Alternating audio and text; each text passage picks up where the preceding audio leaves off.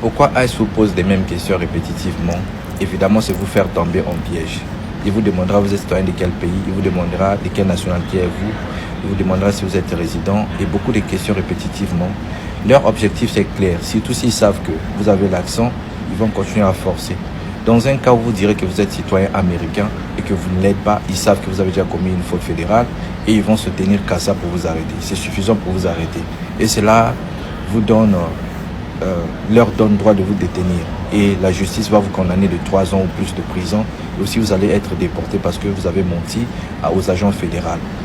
Donc, faites très attention. Si vous n'êtes pas citoyen américain, ne dites jamais que vous êtes citoyen américain lorsqu'il s'agit des questions avec les gens fédéraux, même la police. On ne ment pas aux personnes de la loi ici aux États-Unis.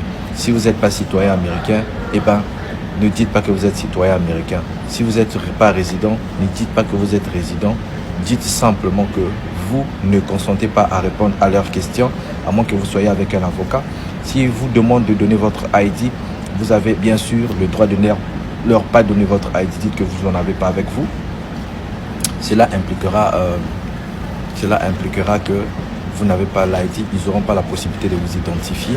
Et si vous continuez, s'ils vous parlent, ne répondez pas aux questions. Dites-leur que je ne répondrai pas aux questions. Je ne consens pas à répondre aux questions. Je ne signerai rien. Je n'ai pas à m'identifier à vous. Donc, ne faites pas erreur de répondre aux questions. Parce que si vous répondez aux questions, ils vont s'en tenir. Ça peut vous prendre 2 heures ou 3 heures du temps debout. Mais ne vous en faites pas, ça vaut la peine. Sinon, vous serez détenu. Et si vous êtes détenu après beaucoup des efforts qu'ils ont fait, sachez-le qu'ils vont vous en tenir aussi longtemps lorsqu'il s'agira de la détention. Donc, prenez votre temps. Dites-leur que vous ne consentez pas à répondre aux questions. Si vous êtes dans votre maison, voilà, la maison, c'est un endroit où vous avez beaucoup plus de chances de le refouler. C'est-à-dire que si vous êtes dans votre maison et qu'ils n'ont pas un mandat d'arrêt, vous pouvez rester dans la maison. Ils vous demandent d'ouvrir la porte, dites-leur que vous ne voulez pas parler avec eux. Ils peuvent partir s'ils n'ont pas un mandat. Parce que s'ils ont un mandat, ils vont casser la porte, ils vont entrer. Mais s'ils n'ont pas un mandat, ils ne feront pas ça. Maintenant, dans votre voiture. Par contre, dans votre voiture, vous avez une... on appelle ça comment? Privacy.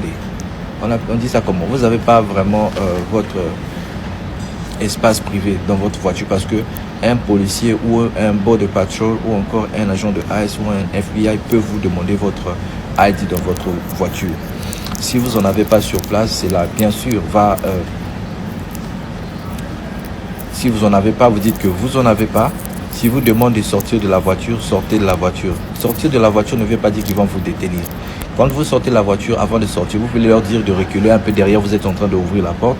Vous ouvrez la porte, vous fermez la porte de la voiture. Dites-leur que vous ne consentez pas à ce qu'ils fouillent votre voiture. Ils ne vont pas fouiller votre voiture. Et s'ils vous posent la question de savoir si vous êtes américain, ne leur répondez pas. Dites-leur que vous ne répondez pas aux questions. Encore une fois de plus, ça peut vous prendre beaucoup de temps debout là-bas, mais vous ne répondez pas aux questions. Si vous demandez, vous avez un ID, dites-leur que vous n'avez pas un ID sur vous. Quel est votre nom? Vous ne répondez pas. Ils vont prendre du temps, poser beaucoup de questions. Dites-leur que vous ne répondez pas aux questions. Ça leur donnera, ils ne peuvent pas simplement vous détenir du fait que vous n'avez pas donné votre ID parce que vous n'en avez pas. Ils vont rester là à vous poser des questions. Ils vont prendre leur temps. Vous aussi prenez votre temps jusqu'à ce qu'ils vont se fatiguer et partir parce qu'ils ont beaucoup à faire. Si il vous dit de vous arrêter, ne faites jamais mouver votre voiture. C'est-à-dire qu'ils vous ont dit d'arrêter la voiture, arrêtez la voiture. Ne partez pas quand ils vous disent ça. Même si vous essayez de partir avec la voiture, même si ça va doucement, ils vont considérer comme si vous êtes en train d'utiliser une voiture comme une arme pour leur faire du mal. Donc, sortez simplement de votre voiture, faites ce qu'ils vous disent, mais ne leur donnez pas votre ID, ne leur donnez pas votre nom, dites-leur que vous n'allez pas parler avec eux, vous n'êtes pas obligé de parler avec eux, parce que dans la loi américaine, vous avez le droit de garder votre silence. Lorsqu'on vous pose la question, vous n'êtes pas obligé de répondre. Ou bien vous demandez à parler à votre avocat, parce que vous n'avez pas besoin. Ou bien tu peux leur dire, allez poser la question à votre avocat. Merci beaucoup.